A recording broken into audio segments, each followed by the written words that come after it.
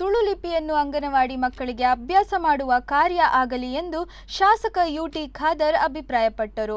ಇವರು ಸೋಮೇಶ್ವರ ಪುರಸಭೆ ವ್ಯಾಪ್ತಿಯ ಕೋಲ್ಯ ಅಂಗನವಾಡಿ ಕಟ್ಟಡಕ್ಕೆ ಶಿಲಾನ್ಯಾಸ ನೆರವೇರಿಸಿ ಮಾತನಾಡಿದರು.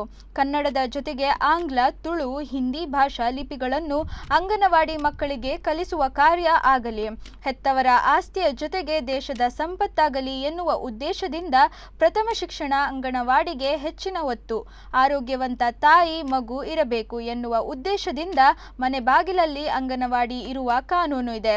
ಅಂಗನವಾಡಿ ಊರಿನ ಎಲ್ಲ ವರ್ಗದವರಿಗೆ ಕೇಂದ್ರವಾಗಲಿದೆ. ಕುಡಿಯುವ ನೀರಿನ ಯೋಜನೆ, ಡಿಜಿಟಲ್ ಮೀಡಿಯಾ ಅಳವಡಿಕೆಗೆ ಸೂಚಿಸಲಾಗಿದೆ.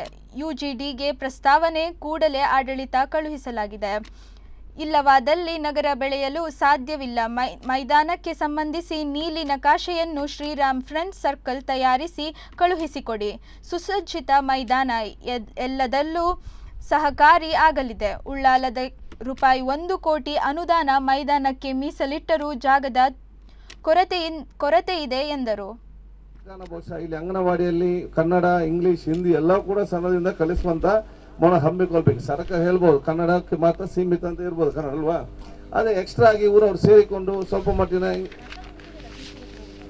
ಈಗ ಅದೇ ಅಡಿಷನಲ್ ಆಗಿ ಇಂಗ್ಲಿಷ್ ಆಗಿ ABCD ಬರೆಸಬೇಕು, ಅದ್ರ ಜೊತೆ ಹಿಂದಿಯು ಕೂಡ ಸ್ವಲ್ಪ ಬರೆಸಿಕೊಳ್ಬೇಕು. ಯಾಕಂತ ಹೇಳಿದ್ರೆ ಅಗತ್ಯ ಬಂದ್ರೆ ಕೂಡ ಒಟ್ಟಿಗೆ ಸೇರಿದಾಗ ಮಾತ್ರ ಅದು ಸಾಧ್ಯ. ಶಾಸಕರು ಹೇಳಿದ್ರು, ಅದೇ ರೀತಿ ಧನಲಕ್ಷ್ಮಿ ಗಟ್ಟಿ ಅವರು ಹೇಳಿದ್ರು, ಇದನ್ನು ನೀಲಿ ನಕ್ಷೆ ಮಾಡಿಕೊಂಡು ಯಾವ ರೀತಿಯಲ್ಲಿ ಮಾಡ್ಬೇಕು ಅದನ್ನು ಆದಷ್ಟು ಬೇಗ ಮಾಡುವುದು ಒಳ್ಳೆಯದು ಅಂತ ಹೇಳಿ ನಮ್ಗೆ ಗಮನಕ್ಕೆ ಕೊಟ್ಟಿದ್ದಾರೆ. ಗ್ರಾಮ ಪಂಚಾಯತ್ ಹೋಗಿ ಪುರಸಭೆ ಆದ ಸಂದರ್ಭದಲ್ಲಿ 7 ತಿಂಗಳು ಕಳೆದಿದೆ. ಈ 7 ತಿಂಗಳಲ್ಲಿ 1,42,14,00,000ನೇ ಹಣಕಾಸು ಯೋಜನೆಗೆ ನಾವು ಅನುದಾನವನ್ನ ಕಾದಿರಿಸಿದ್ದೇವೆ. ಸುಮಾರು 71 ಕಾಮಗಾರಿಗಳನ್ನ ಸದಸ್ಯರೆಲ್ಲರ 61